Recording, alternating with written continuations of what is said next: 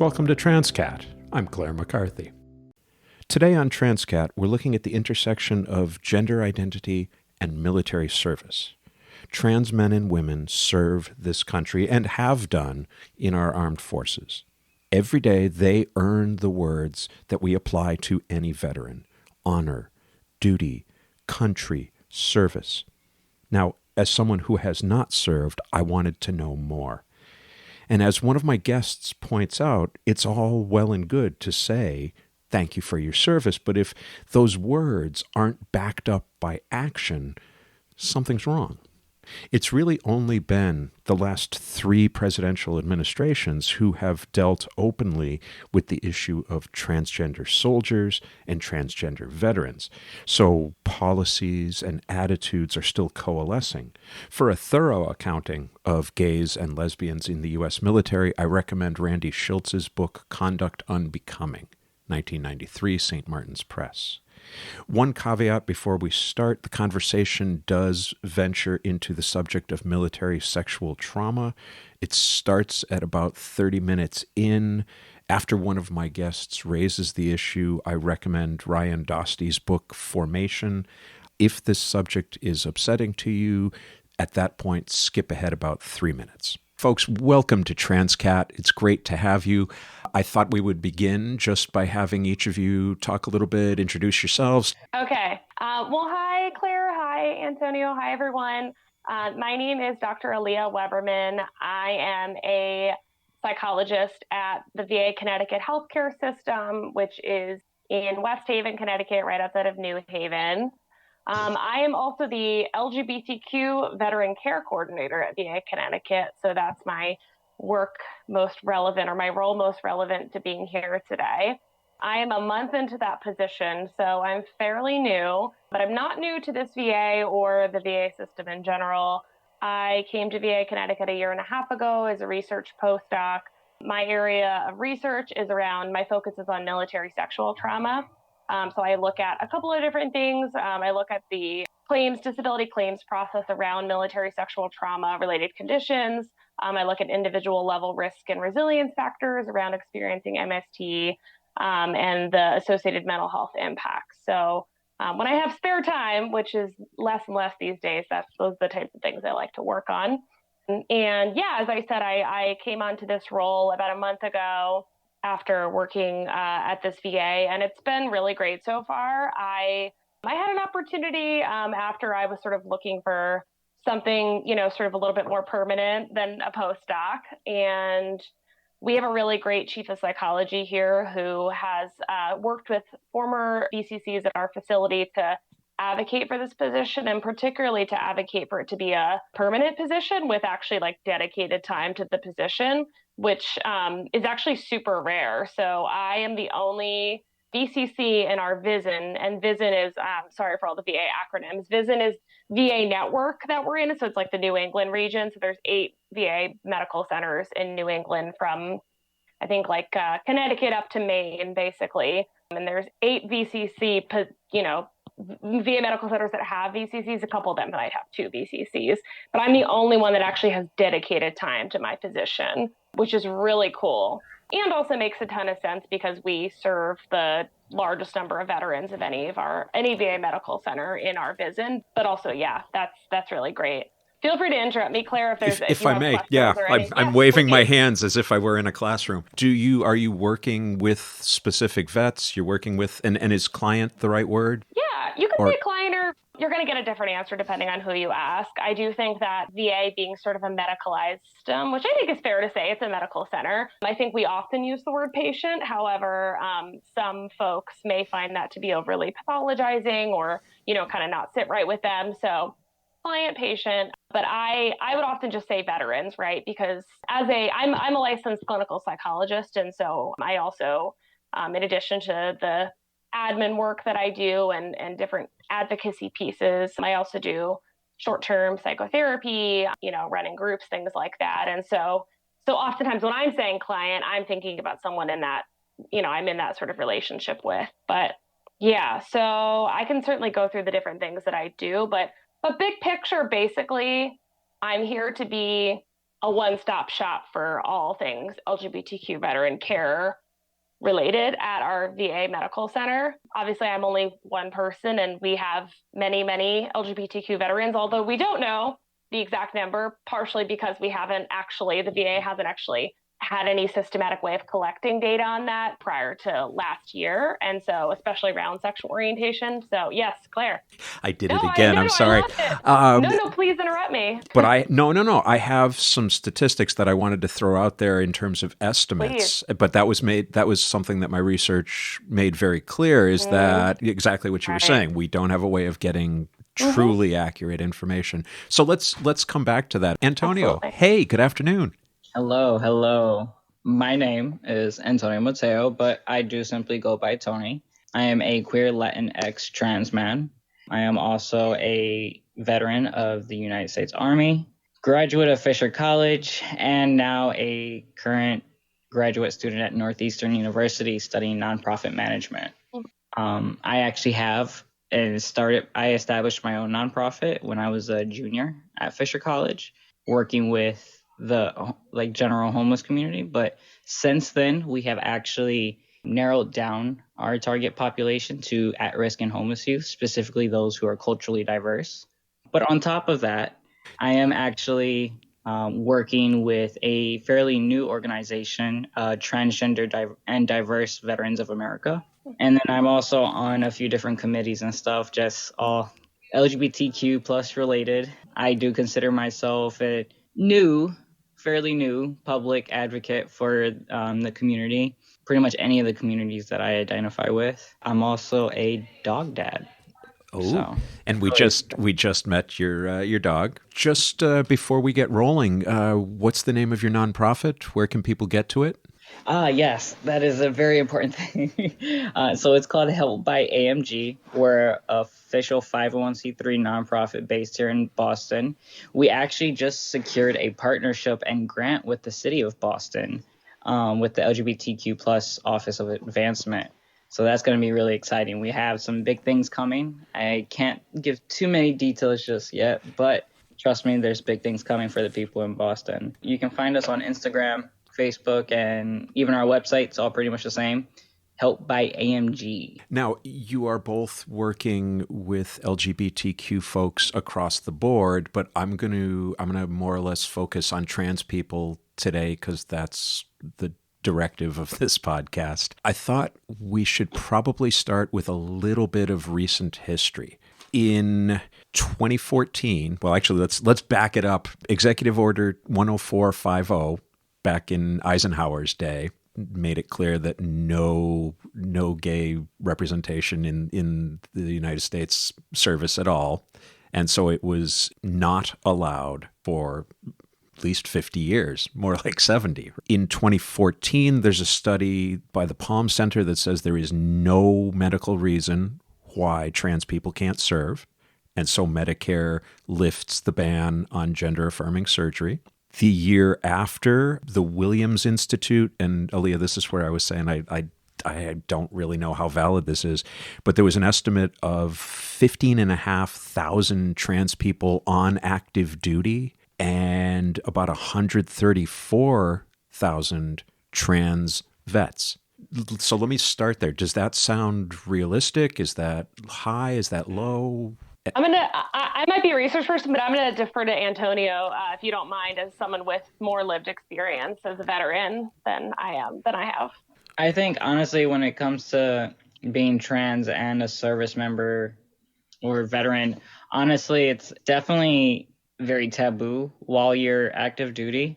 Now, when I first got in, Obama was still president. He was very supportive of everything, and it was great. And I got out just as Trump was getting into office. A lot of rapid changes between those two administrations, right?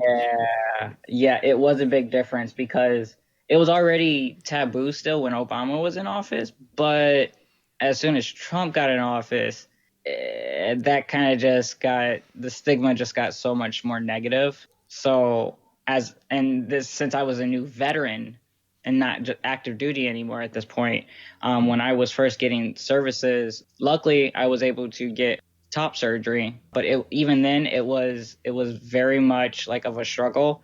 Actually, it's been since that year, which 2018, 2019, I've been trying to actually get just a hysterectomy. Not necessarily, it's like a gender affirming surgery, but it can also have its medical benefits. Yeah, they've been refusing to provide that to me. Wow. And I have medical reasons why I should be getting it.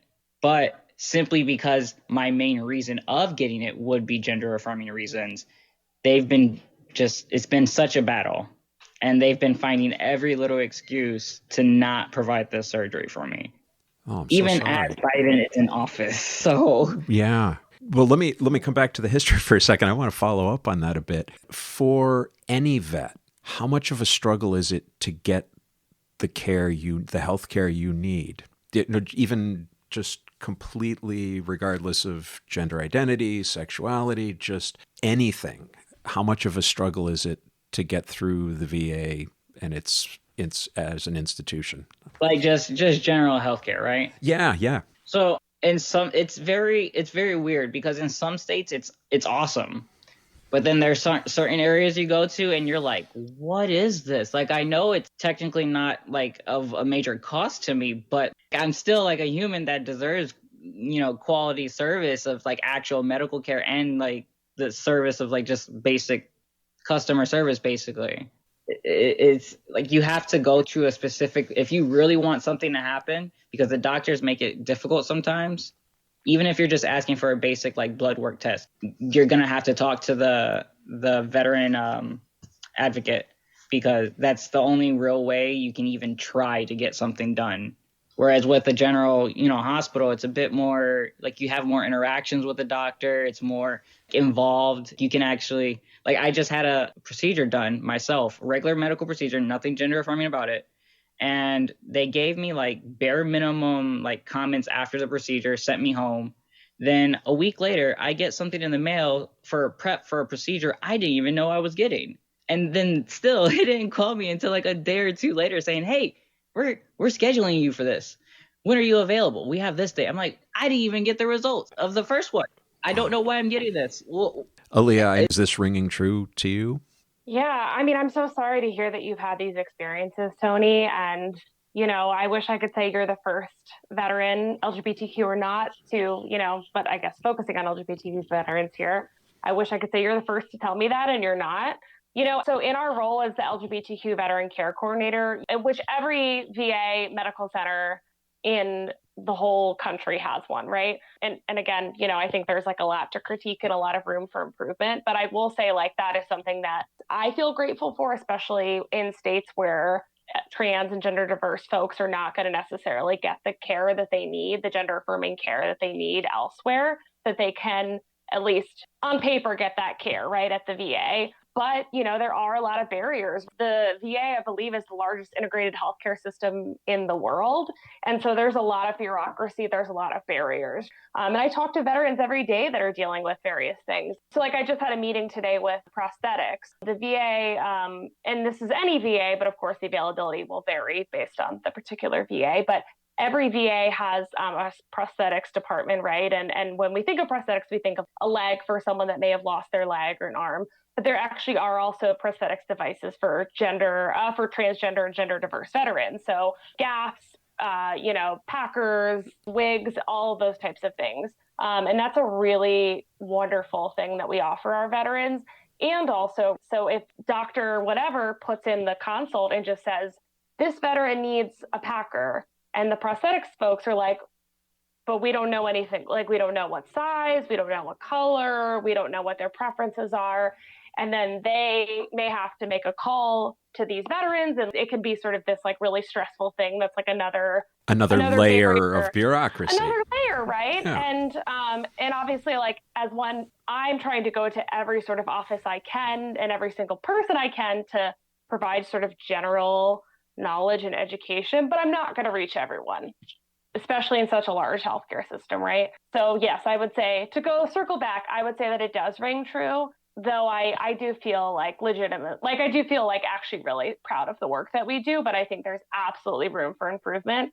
and a lot of bureaucratic tape that I wish folks didn't have, which I wish trans and gender diverse folks didn't have to go through. Sure, sure. Tony, one of the things that you said, as a vet, your experience with the VA will vary depending on what state you're in. I guess I kind of assumed the VA was a little more monolithic, and that I didn't realize that states had that much of an influence. It's not generally like the overall structure of the VA. It's more of just like how they do things. I mean, just like the way I see it is like every state has its own like mini government basically. And then we have the federal government. The VA is kind of like the same thing. Like we have the main VA office in DC, but each of the state's hospitals, they have their own management, like a franchise. I'm not very familiar with how the admin stuff and, how they do things, but that's just how like I've kind of like explained it to myself, I guess you could say. Yeah. If you're working in a state where the governor is vocally anti-trans and the legislature backs the governor up, I guess it makes sense that would trickle down to the vets receiving the care. Yeah, obviously, again, on paper, on practice, like every facility has an LGBTQ veteran care coordinator. They offer LGBTQ services, but also there is variation depending on the VA. So tell me, Tony, if you agree, but I do think there's sort of like people chat about which VAs, I think, or which facilities may have more services or might have staff that are more trained or whatever. Like I was actually at VA Boston formerly I trained there for my residency prior to coming to this VA. And so I think VA Connecticut and VA Boston are obviously two metropolitan areas that have a lot of transgender diverse folks and also do offer a lot of services, perhaps compared to VAs in other parts of the country. Like as an example, VA Boston has on-site electrolysis and laser services. It might not be both, actually. It might just be electrolysis. Whereas our VA Connecticut doesn't, but that's something, I'm trying to work towards. We have a community care provider for that. And like VA Boston has the interdisciplinary transgender treatment team, which is exactly what it sounds. It's like a group that meets monthly to provide consultation and support around transgender and gender diverse care. And we have an LGBTQ veteran care committee that does a similar thing, but, isn't quite like it's not like an integrated sort of team as much necessarily as the transgender treatment team at VA Boston. So just want to sort of agree with Tony on that one. Right. Now, it occurs to me as I'm listening to both of you that I have a sense of what kind of services I would want if I were a vet. And Tony, you alluded to this a bit about, top surgery or this, and Aaliyah, you said might need a packer for transmasculine people. What services in general, what parts of my transition should I expect that bureaucracy aside should be covered for me? Definitely. I haven't really had too much of a struggle with hormone therapy. That's been pretty simple to get. But it's more of like when it gets to more of the cosmetic surgery type things. Which, not to jump on you there, but which are not cosmetic if you're trans. I get that. That's how it's cute. Go run with it. Like when I brought up top surgery, they literally used that label, cosmetic plastic surgery. And I'm like, but it's, first off, there's no plastic even going in me. If anything, you're taking stuff out. But these things that for a cisgender person would be considered cosmetic. I've had top surgery. Tony, you've had top surgery. And for a cis person, I can see where the insurance would say, oh, that's cosmetic. But for us, it's not. It's gender affirming. And it's life-changing. It's life-changing, yes. Okay, it literally could save a life. Yeah.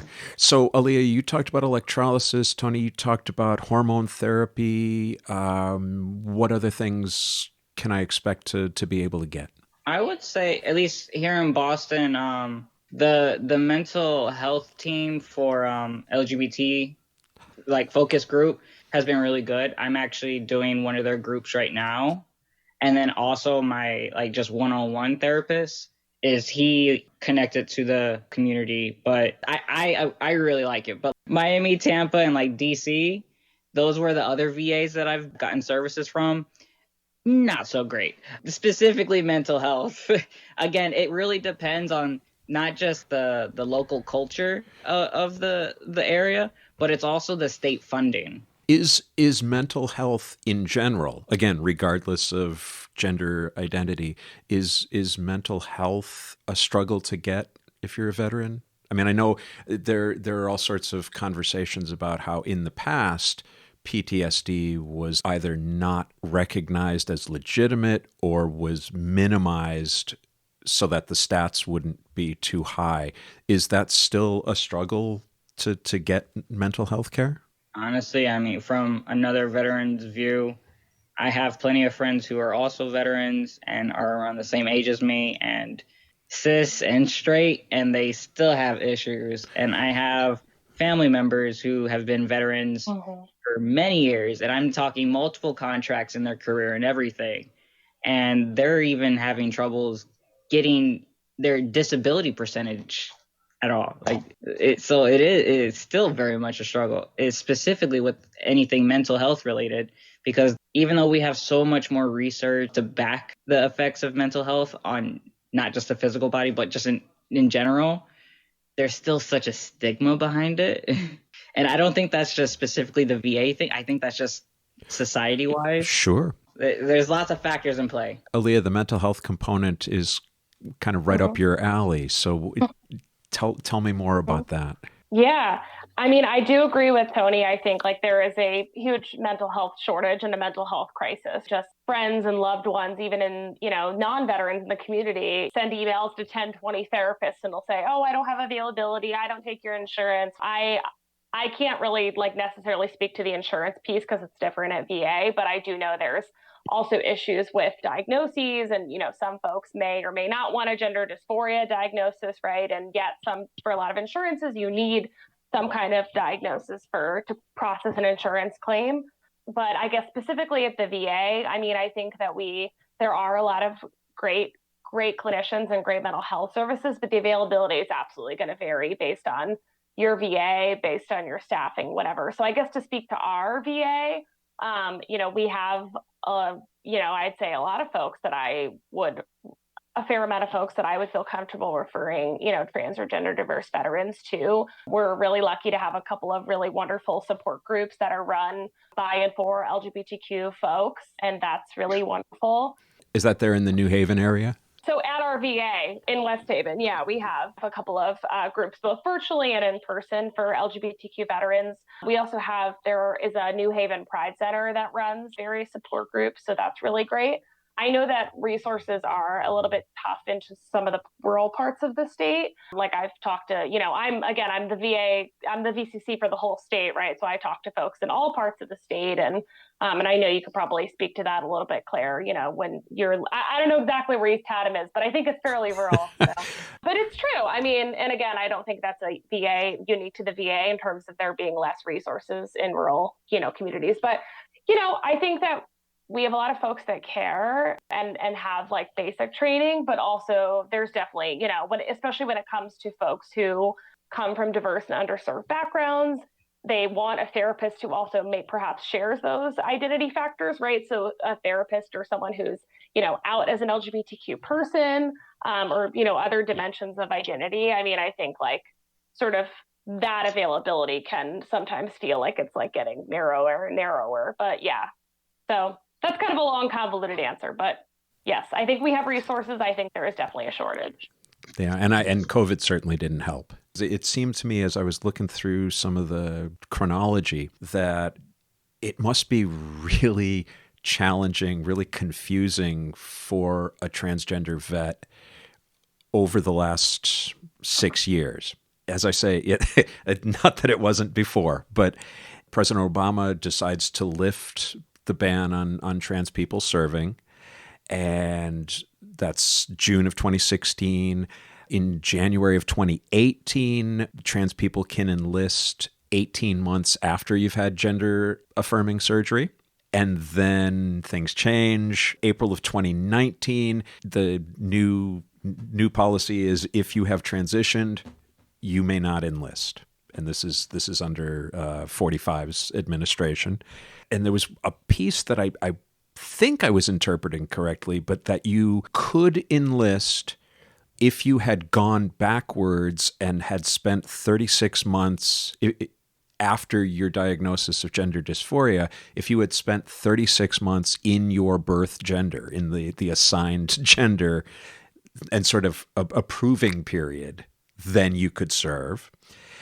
And then, of course, January of 2021 to the present, in theory, restrictions are lifted, no restrictions on service, medical care provided to vets. And as I was looking at that, I was thinking, put yourself in that position of somebody, Tony, who's, right about your age, who has, you decide you're going to transition, which is such a huge decision in and of itself. And then, okay, the VA can help me. No, it can't. Yes, it can. No, it can't. I could only see that as being incredibly depressing if I were in that situation. I just want to toss it out there and see if you've had conversations with, experiences with vets who have found that. Honestly, yeah, it's quite, especially with my fellow trans siblings that are veterans. I mean, trust me, we have conversations with even my non-vet trans siblings, especially with all the bills being passed and even just proposed. Because the way I see it, if it's being proposed and especially if it's this close to getting passed, even if it doesn't pass, it will definitely be proposed again, especially if it got close to being passed in the first place. So it does really, like, especially in the veterans' point of view, it can be quite like feeling like hopeless, because you're like, bro, I'm just trying to live my life. Like, I'm just trying to be happy. I'm not trying to disturb anybody. I expect, again, from the veterans' point of view, like, I served the country. Like, I wasn't really expecting like a whole lot back, except just fair compensation and benefits. They're making it seem like it's so much we're asking for. Yeah, I've seen arguments by politicians that providing the health care that vets, that trans vets ask for, would just bankrupt the country. And that's the piece, what you were just describing, that's the piece that sticks in my craw, is that you served.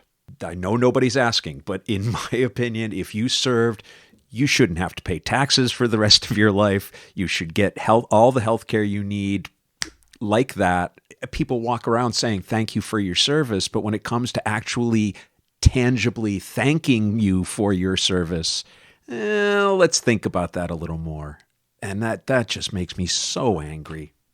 It's kind of like what the other, I'm not going to go into detail just because, it can be triggering to some people and I want to be respectful, but of all the other things that are going on right now, all you see is these politicians saying, basically thoughts and prayers. But so how do we know it's like authentic and sincere if all you're doing is just saying it? You're not actually doing anything about it.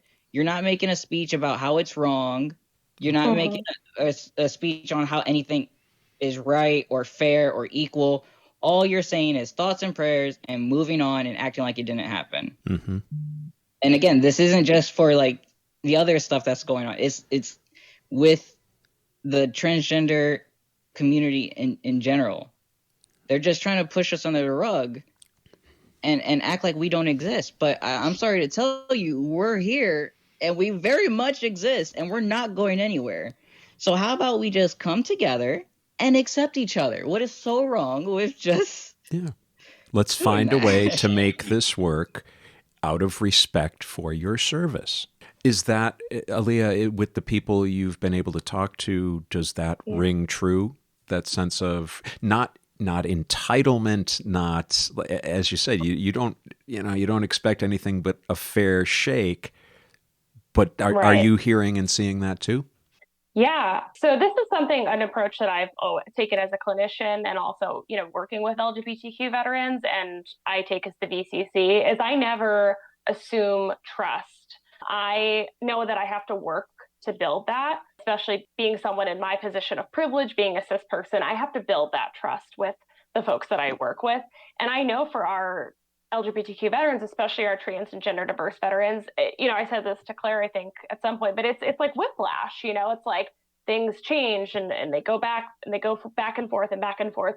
And also when folks come into the VA, We say, right, like we take pride in serving LGBTQ veterans. We wear our rainbow lanyards. We have certainly, limitations in the care that we offer, but we offer a lot of care, prosthetics, speech therapy, endo, mental health, whatever. And a lot of folks sort of are understandably really nervous. They're skeptical. They might not be trusting. And I get that.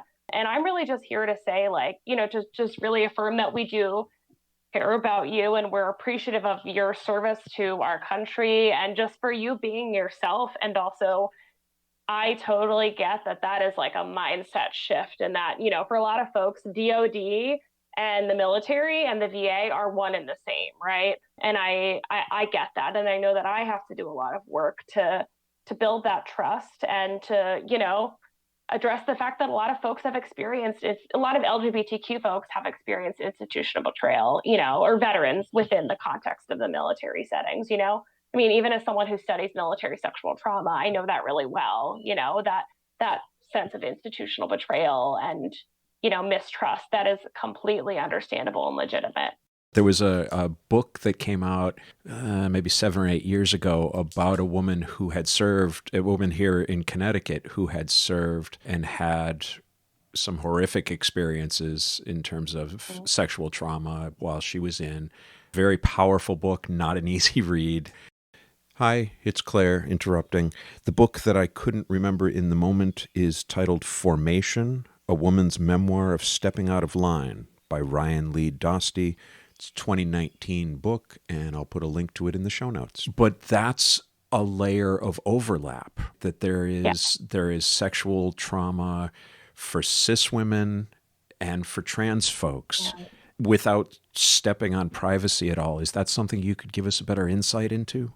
Yeah, I actually just recently wrote up a paper on this and submitted it for publication. So, I mean, it's a really unfortunate thing, but there is definitely research to suggest that military sexual trauma rates are higher among LGBTQ veterans. So, trans and gender diverse veterans, and also, cis veterans who identify as LGBTQ.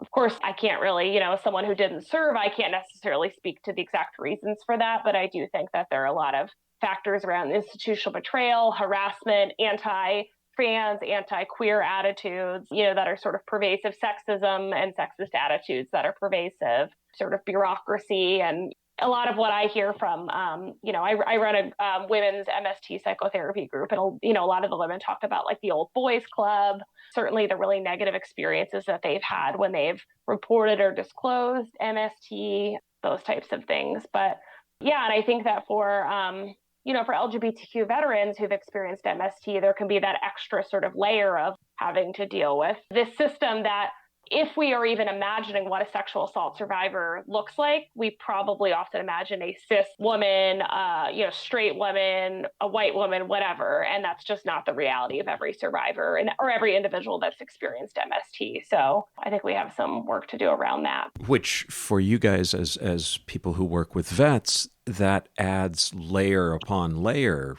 of trauma, right? You've got trying to be trans while serving, trying to get the services you need as a veteran, and then you add on these additional traumas. That's got to be huge to carry. Yeah. Are you finding that people are recent vets who are identifying as trans, non-binary, gender non-conforming, as opposed to, for example, I'm 60.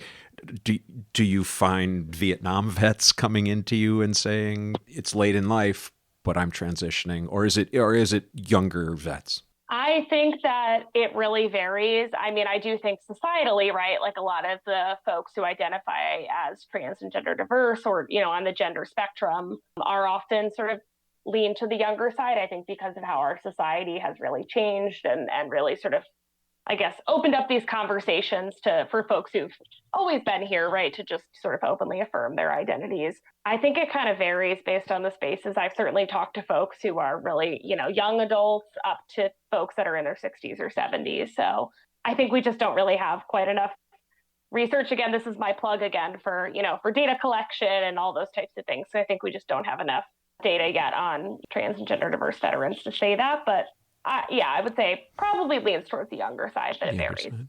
Tony, does you see the same thing? I mean, yeah, I would definitely see I've seen a mix. I actually presented at a event here in Boston called First Event back at February. January. I was there as well. And it was nice to see people from all different generations there. Like we literally had a few different kids there too that were either performing or part of presentations and stuff. Like they had a whole youth panel, which I really liked. But the thing is, even though there was youth there was still a lot of like older generations there, like Gen X and the baby boomers. I saw a few millennials there as well, and it was honestly, I loved it because I was like, oh god, see, like this is just proof. Like we've always been here, we've always existed. We just couldn't exist. Like it was difficult. Like we couldn't tell like, you. We were here. We just couldn't tell you. And that's, military service is, for many families, a legacy, a heritage that they're very, very proud of, and rightly so. Well, so is being queer. It's part of a heritage that we share, and that too many people would just as soon erase. And to be at an event like that and see generational instances of trans folks is really heartwarming and affirming. It really is. Wonderful. So we've been talking about what the experience of trans vets is. Given that, at least on paper right now, trans people can serve, trans people can be on active duty, where does someone on active duty go to get help, to get direction, to get services? Because once you're out, the VA is the source you would at least start with. But if you're serving, where do you go? Yeah, see that? That's a great question. Yeah. I didn't start my transition until after I got out, but I have a few friends that one that's still in and one that just recently got out, that they started their transition while they were active duty.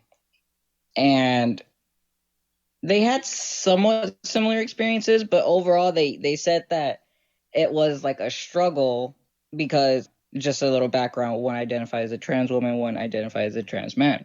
And so when it came to like even just doing the hormones, my friend who's the trans woman had to stick to the male PT, whereas my trans man friend had to be switched from the female standards to the male standard. It just wasn't equal. Like if you're going to switch it for them both. If you're going to keep them, keep it for them both.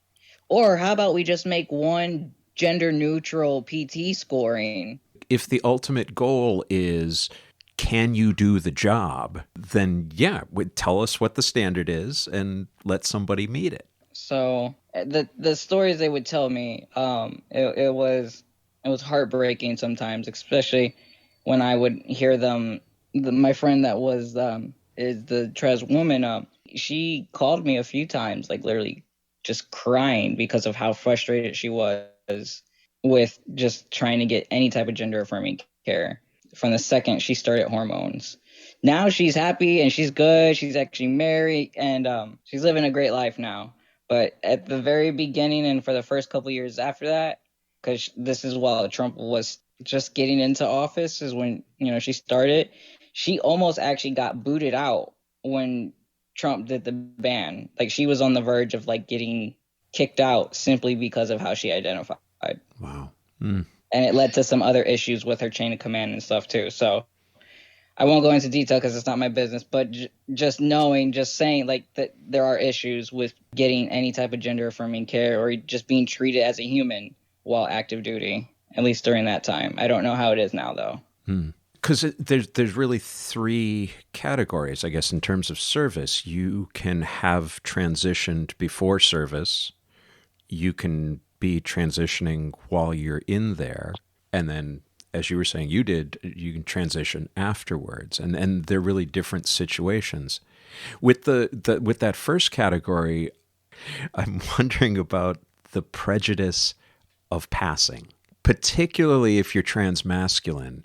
there's a fair percentage of my transmasculine sibs who pass much more easily than I do. And I'm wondering if that serves them well in the military. Honestly, it's kind of a double-edged sword because when like I have the privilege of passing quite well. Honestly, when it came to being like a soldier and identifying, I did identify with he, him pronouns towards the very, very, very end of my career. And even then, that just made me a target. But it's not, it's kind of similar to even passing and being in a queer environment because you pass so well. So some people kind of look at you like, why is this random cis dude just in here? Does he know that he's in the wrong area? Like, cool, he can be here, but it's kind of weird. Like, so it's like I said, it's a double-edged sword. Except when they find out in the queer environment, when they figure out that you are trans, they're like, yay, cool, let's celebrate. But in like the military, they find out you're trans, and again, that target comes off, and it can lead to so many more things. And again, I won't go into specifics just because of like language and everything, but it gets bad. I just want to also just quickly, I don't want to interrupt. I'm so appreciative of you sharing these experiences, Tony. I just want to make a quick plug also for vet centers. I think a lot of veterans don't know, and actually service members don't know that that's a resource. So actually active duty folks and folks in the reserves can use vet centers. There are a bunch throughout the state of Connecticut and throughout the country. They are affiliated with VAs, but we actually can't access any of their records or notes, and nor can DOD. So for a lot of folks who may have concerns around DOD having access to their records, treatment records, that's just another potential option. I mean, depending on, obviously, if you're deployed, that wouldn't really be an option, but for folks who are in the US. Yeah, the vet centers are awesome. I've only been to one once, and it was right when I first got out. And honestly, it was such a great experience. The staff was great. It was such a welcoming environment, and I loved it. I wish the VA took some notes from them. Honestly, like I know they're related, but it's a whole nother vibe. Like the vet center, it's more inclusive and welcoming, whereas with the VA, you kind of feel like you're walking on eggshells with certain people. Not everybody, because again, I'm honestly, I'm gonna say this. I'm very grateful for the VA and the healthcare that I get, because there are some people who don't even have the benefit of any healthcare. So I am privileged enough to have that, and I'm so grateful. Do I see that there are flaws and need to be improvements? Yes, but I mean, almost everything in this world is like that. Well, that sets me up for about what I think is my last question for you, and that is, what do you need to do your job better?